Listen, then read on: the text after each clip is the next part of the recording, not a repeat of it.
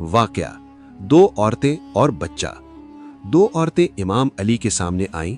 हर एक ने दावा किया कि ये बच्चा हम में से एक की औलाद है और हमारा हक है। इमाम अली ने दोनों की बात गौर से सुनी और मामले का जायजा लिया।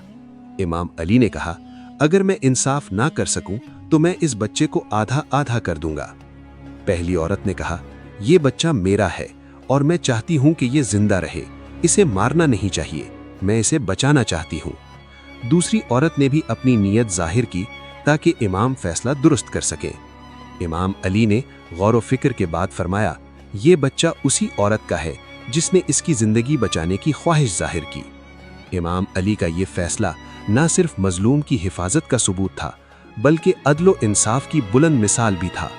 उन्होंने साबित किया कि ताकतवर या अमीर का हक नहीं, सिर्फ मजलूम का हक बहाल किया जाता है।